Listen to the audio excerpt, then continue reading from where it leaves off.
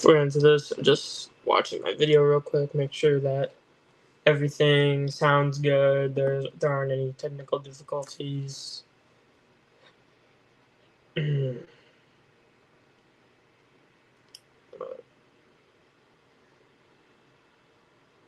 There aren't any technical difficulties.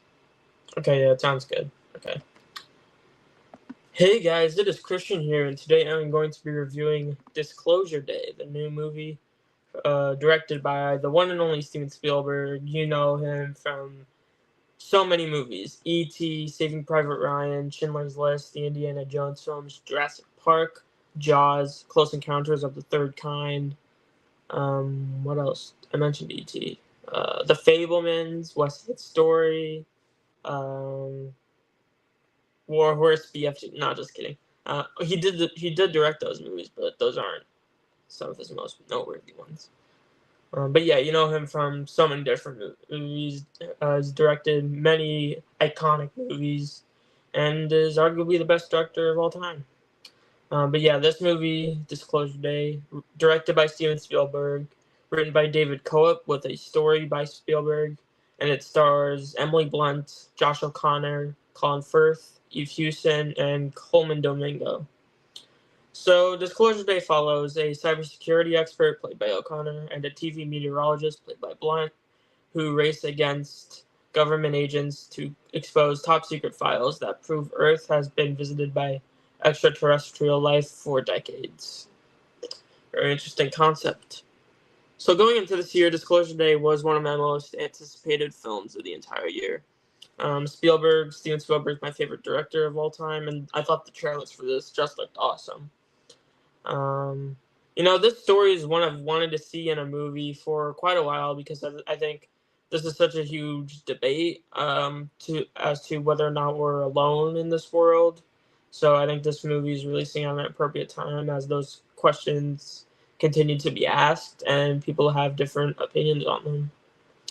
So now that I've seen Disclosure Day, it didn't disappoint me. I thought it was phenomenal. And while it is not one of the best Steven Spielberg movies, it is definitely another great film to add to his wonderful filmography. Hold on.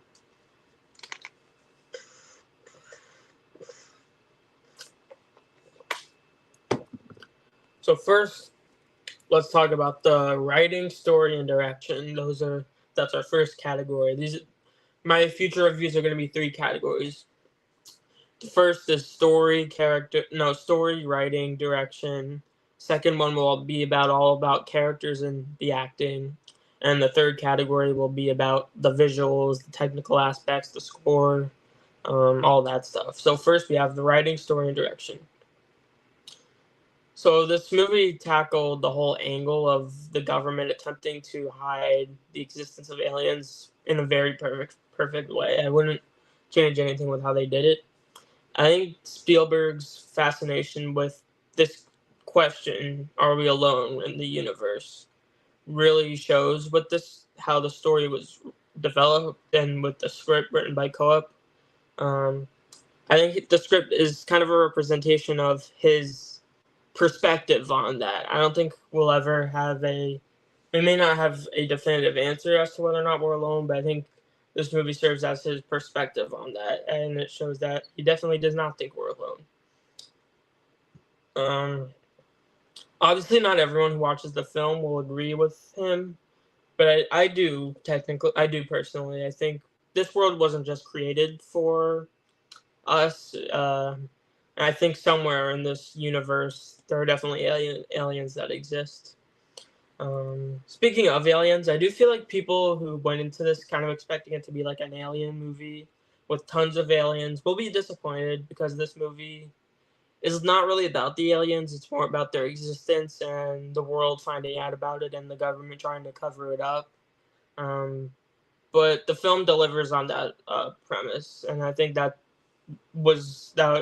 is what makes the movie so interesting, is how it isn't an alien movie, but more about their existence, the government trying to cover up their existence, but the world does eventually find out that aliens exist.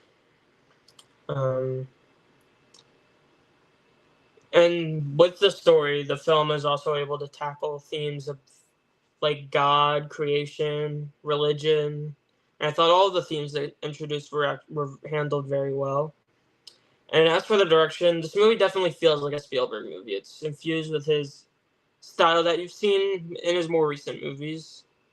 And I think, and this movie takes the themes introduced in Close Encounters of the Third Kind and really kind of expands on them and brings them into the modern day. It feels super relevant, not just because of the whole debate as to whether aliens exist, but also because of the whole government cover-up angle. We live in a time where governments, cover up the truth, and especially with our government trying to cover up certain files for a man who had an island. But I digress. I'm not gonna go full into that.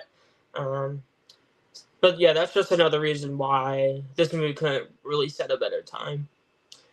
I found this movie very engaging with the action sequences. Those were very well directed. The story was great. The dialogue, very good.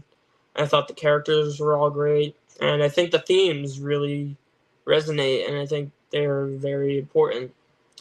And that wouldn't have none of that would have been able to come together without Steven Spielberg's direction. And if it wasn't as good as it was, it wouldn't have all come together.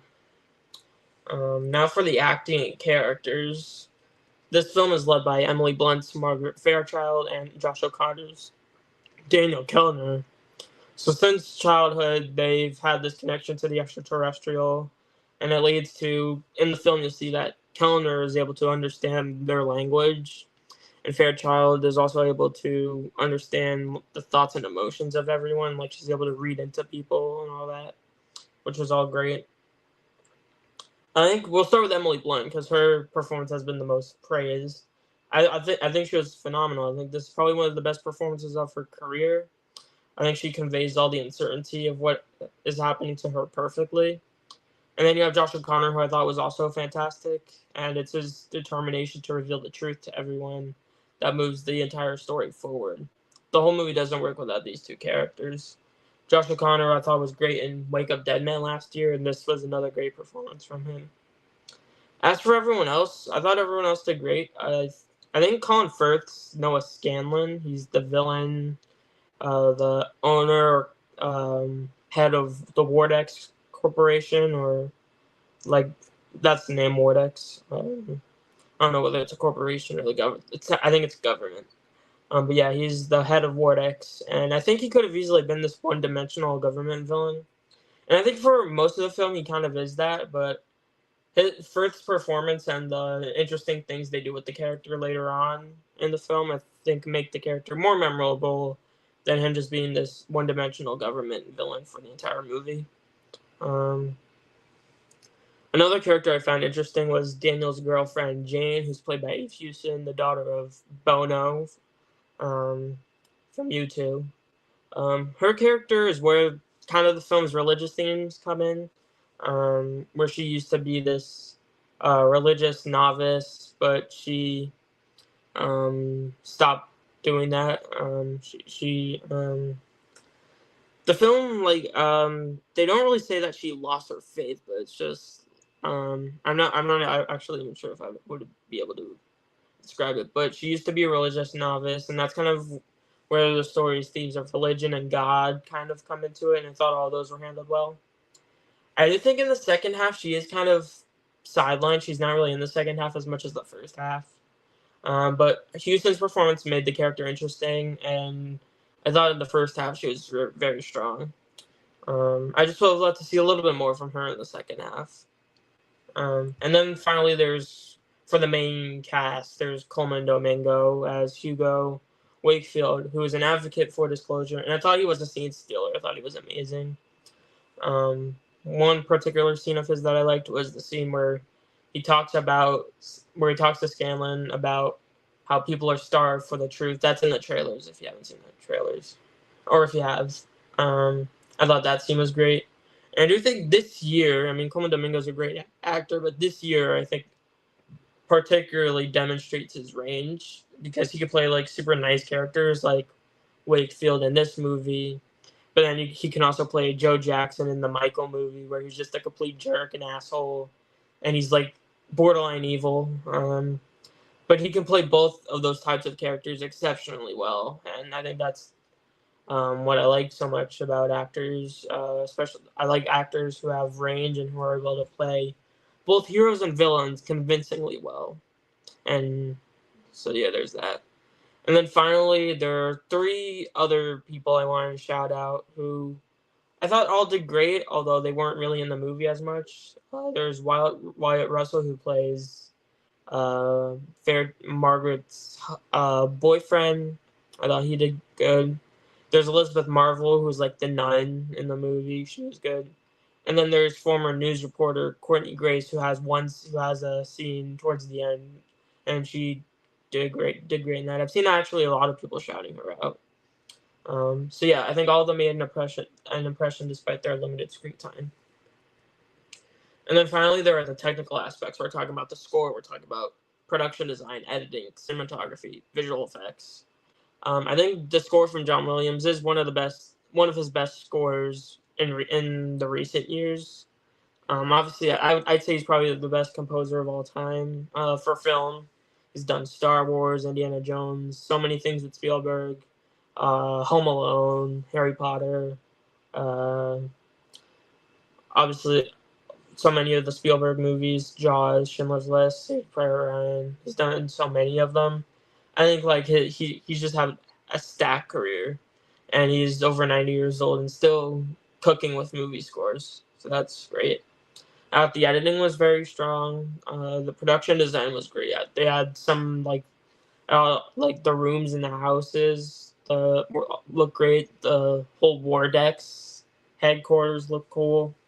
I thought all that was great.